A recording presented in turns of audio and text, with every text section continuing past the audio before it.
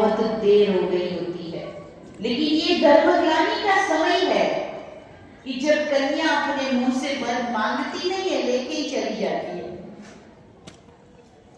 स्त्री और पुरुष का ड्रेस समान हो जाएगा, पहचान नहीं पाओगे स्त्री और पुरुष को। ये भी लिखा हुआ था, धर्मग्लानि के समय पर होगा जब संसार के चारों वर्ण ब्राह्मण क्षत्रिय वैश्य शूद्र अपने अपने कर्तव्यों को भूल जाएंगे। ब्राह्मण ब्राह्मण वाला कर्तव्य नहीं करेगा, धर्म ध्यान को नहीं जानेगा, धार्मिक जीवन नहीं जिएगा। क्षत्रिय बहन बेटियों की रक्षा करना जिसका कर्तव्य था, वो रक्षक भक्षक हो जाएगा। बनिया वैश्य जिसका काम था नीति से व्यापार करना, तो व्यापार में नीति खत्म हो जाएगी, नियम खत्म हो जाएंगे। और शूद्र जिसका काम था, शूद्र कोई जाति नहीं थी, शूद्र माना जो और कुछ नहीं कर पाते तो वो सेवा कार्य करेंगे, परंतु आज केवल जाति बन गई और वो भी अपने कर्तव्यों से विमुख हो गए।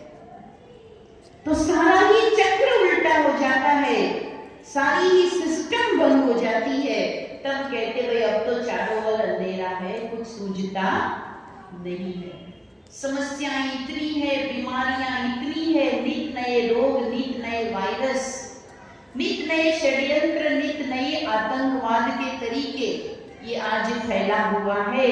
तब हर आत्मा की दिल से निकलता है कि हे प्रभु अब तो तू कुछ कर, अब तो तू कुछ प्रकट हो जा, अब तो तू इस संसार की कष्ट को मिटा। तो उसने हमारी आवाज को सुनना ही पड़ता है, उसे अपने प्यारे बच्चों को, अपने भक्तों को रक्षा करने आना ही पड़ता है। और यही खुशखबरी हम सुनाते हैं कि वो सत्य परम सुंदर और कल्याणकारी शिव इस धरा पर आ जाते हैं। ये वही समय चल रहा है, ये खुशखबरी हम आपको सुनाना चाहते हैं। इस कार्यक्रम के कारण होकर संसार के लाखों बच्चों को भक्ति का फल देकर, पतित से पावन बनाकर, अंधकार से प्रकाश में, ज्ञान में ला चुका है। आप भी रह नहीं जाना। तो उस परमात्मा ज्योति को जो एक साकार माध्यम द्वारा अपना कार्य कर रहे हैं, वो प्रजापिता ब्रह्मा जो साकार में थे, और आज ब्रह्मा कुमारी बहनों के द्वारा वही संदेश पूरे जगत में पहुंचाया जा रहा है कि परमात्मा के दो आदेश है, उसका पालन कर लीजिए। परमात्मा कहते हैं तुम मेरा ध्यान करोगे तो मैं तुम्हारा ध्यान रखूंगा। तो हमें उसका ध्यान करना है, मेडिटेशन करना है। उसके दो आदेश है, पवित्र बनो, योगी बनो।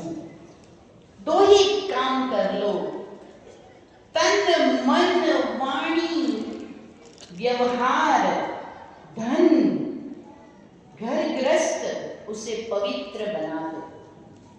आज अनेक प्रकार की अपवित्रता हमारे मन में है, हमारी वाणी अशुद्ध है। अभी 2-4 दिन पहले ही एक बहुत प्रख्यात यूट्यूबर, शायद आप लोगों का काम ना भी पड़ता हो, उसके ऊपर एक एक्शन हुआ क्योंकि उसने पब्लिक शो में एक बहुत ही अभद्र भाषा का प्रयोग किया।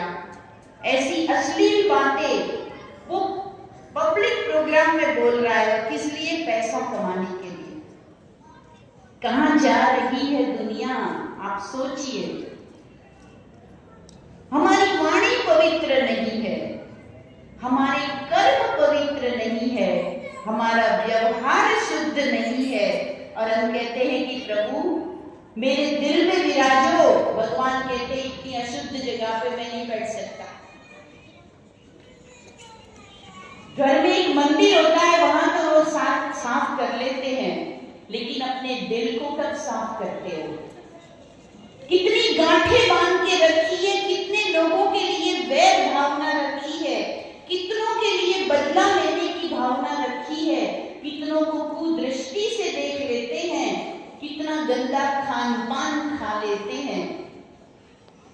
न खाने वाला खा लेते हैं, न पीने वाला पी लेते हैं। मुझे कहना नहीं चाहिए लेकिन आप सब समझ गए।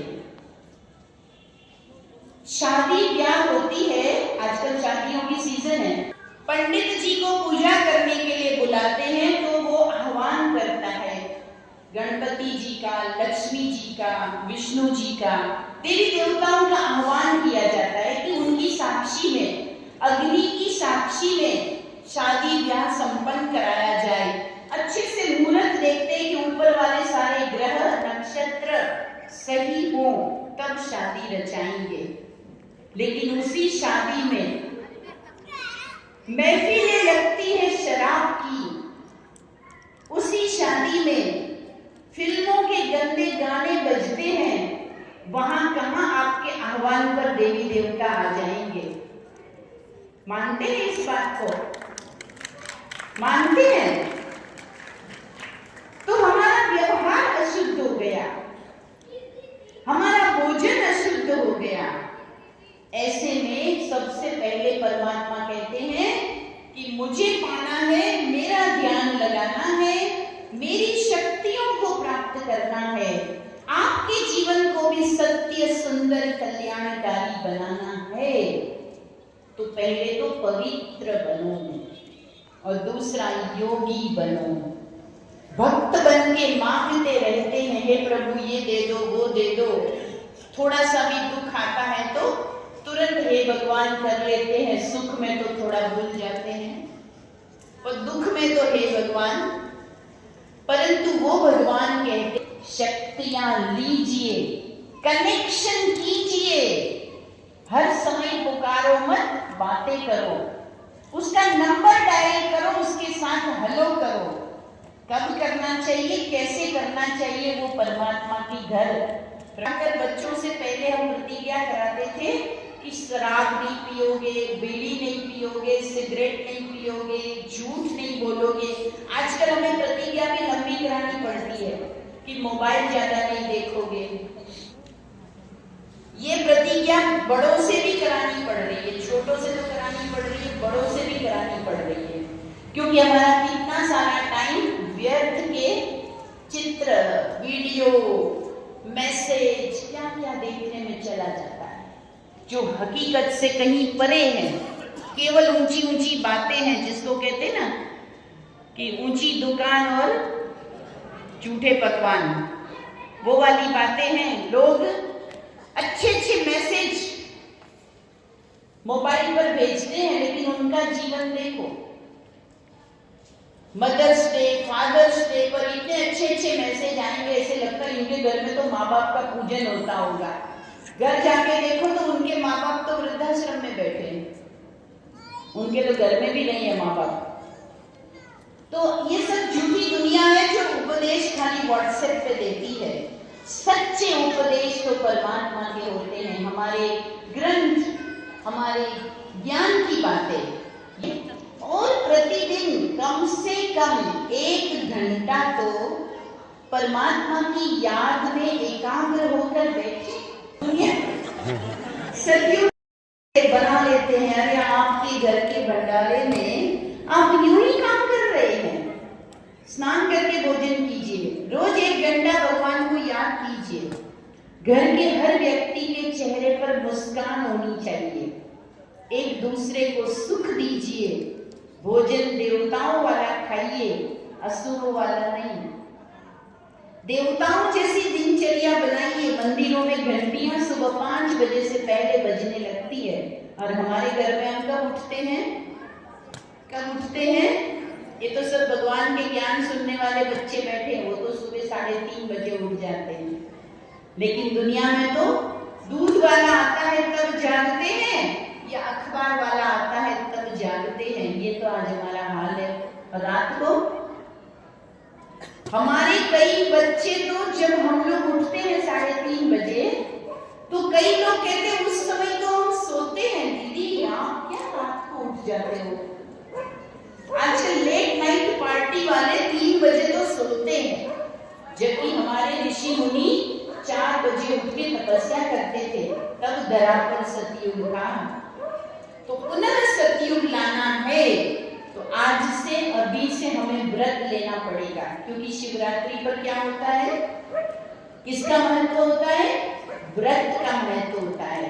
तो खान पान का व्रत तो कर लेंगे, वो तो कोई बड़ी बात नहीं है। और वो भी व्रत क्या करते हैं, हम तो वैरायटी बना बना के खाते, भूखे तो रहते ही नहीं है ना। भूखा कौन रहता है, अच्छी अच्छी चीजें बना के खा लेते हैं। लेकिन व्रत का मतलब है अपने अंदर की बुरी वृत्तियों को छोड़ना है, गुस्सा करना छोड़ना है, ईर्ष्या करना छोड़ना है, वैर भावना छोड़नी है। भगवान के ऊपर बेर चढ़ाते हैं ना, बेर की सीजन होती है तो शिवरात्रि को मंदिर में क्या ले जाते हैं, बेर चढ़ा देते हैं, अख के फूल चढ़ा देते हैं, और दूध तो नाम मात्र पानी का लोटा होता है वही चढ़ा देते हैं। अपने बच्चों को तो पूरा प्योर दूध पिलाएंगे और शिव जी के ऊपर तो लोटा भर पानी में जरा सा दूध डाल के चढ़ा देते हैं। भगवान कहते दूध गले मत चढ़ाओ, लेकिन आपका मन दूध जैसा पवित्र करो और मुझ में लगाओ।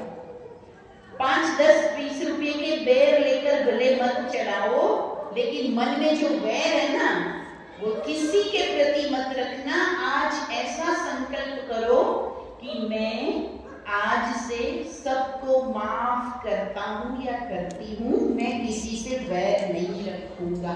हो सकता है किसी से वैर नहीं रखूंगा, बदला नहीं लूंगा, दुख नहीं दूंगा, चुगली नहीं करूंगा, निंदा नहीं करूंगा। अगर आपने ये कर लिया तो शिव जी के सारे वरदान आपके ऊपर बरस जाएंगे, कृपा हो जाएगी, पक्की बात है। इसमें बहुत बड़ा आशीर्वाद शिव बाबा का और ब्रह्मा कुमारी इस परिवार का सबका रहा है। मैं गीता बहन को बताना चाहता हूँ, मैं गन्नौर से बिना किसी पार्टी के निर्दलीय चुनाव जीतकर विधायक बना हूँ, और ये जो सामने मूर्तियाँ बैठी हैं, जो पवित्र आत्माएं बैठी हैं, इन सबके आशीर्वाद से और एक रिकॉर्ड मत से हमारे न केवल इस कन्नौर विधानसभा का रिकॉर्ड, पूरे जिले का रिकॉर्ड हमने बनाया है। चाहे कोई भी चीज़ उठा लीजिए आप, मान लिया स्वयं आप भी और मैं भी, मान लिया हम ये प्रण लें कि भाई हमें अपने आसपास सफाई रखनी है, सफाई का ध्यान रखना है, तो हमें जब हम देश का हर नागरिक, देश के 140 करोड़ लोग जब ये ठान लेंगे कि मुझे आसपास गंदगी नहीं रखनी है, तो शायद हमें सरकार की या सरकारी तंत्रों की बाद में जरूरत पड़ेगी, क्योंकि सारी शुरुआत हमारे से स्वयं से होनी होगी। दीदी ने जैसे बताया कि भाई ना हवा कोई खराब हुई है, ना कोई हमारी जमीन खराब हुई है, वही हवा है, वही वातावरण है, सब कुछ वही है। यदि बदला है तो मनुष्य बदला है, और बदलने की जरूरत है तो स्वयं को बदलने की जरूरत है। बहुत सुंदर बात आपने कही, और ये बात हम सब पे लागू होती है। एक प्रतिनिधि होने के नाते मेरा पूरा प्रयास रहेगा आप सबके लिए, गन्नौर के लिए, क्योंकि 5 साल के लिए प्रतिनिधि चुना जाता है, और अभी ये शुरुआती दौर है, 3-4 महीने का समय हुआ है। बहुत सारी कार्य, बहुत सारी रूपरेखा हमने बनाई है, बहुत सारी प्लानिंग है, और विधिवत तरीके से कोई भी कार्य यदि करना है तो उसको भविष्य के लिए अगले 50 साल कम से कम ये सोच के कि भाई कोई हम काम करते हैं तो अगले 50 साल दोबारा उस काम की जरूरत ना पड़े, इस तरीके की हमने विधिवत प्लानिंग करके काम कर रहे हैं। और मैं पूर्ण विश्वास के साथ कहता हूँ बहुत कुछ करने की जरूरत है, क्योंकि जैसे मैंने बताया एक बहुत बड़े मतों से आपने मुझे जिता के भेजा है, बहुत सारी उम्मीदें हैं और बहुत सारे मेरे ऊपर जिम्मेवारी है। तो मैं मंच के माध्यम से कहना चाहता हूँ कि सारे काम जो हमने, चाहे वो हमारे मैनिफेस्टो की बात हो और बहुत सारी ऐसी चीज़ें हैं जिन पे हम काम कर रहे हैं, और बहुत जल्दी मैं समझता हूँ पहले साल 2025 में आपको गन्नौर बदलता हुआ नजर आएगा। और जब गन्नौर आप आओगे तो आपको लगेगा कि अब हमारा शहर बदल रहा है। मैं दोबारा, क्योंकि आज काफ़ी कार्यक्रम हैं, मैं अर्चना बहन जी का और आज के जो हमारा बसंत विहार वाला जो सेंटर है, सबका आभार व्यक्त करता हूँ। मुझे इतना सम्मान दिया और हमेशा, अब शायद 3-4 दिन पहले कार्यक्रम था, हमारे सेंटर का उद्घाटन था, उस दिन भी एक अपने परिवार जैसा महसूस होता है। कभी ये लगता ही नहीं, और ना कभी मेरे अंदर ये भाव पहले रहे कि मैं कोई विधायक के तौर पे, हमेशा एक परिवार के एक छोटे भाई के तौर पे जब दीदी हमें बुलाती है मैं वहाँ पहुँचता हूँ। तो सबका बहुत बहुत धन्यवाद।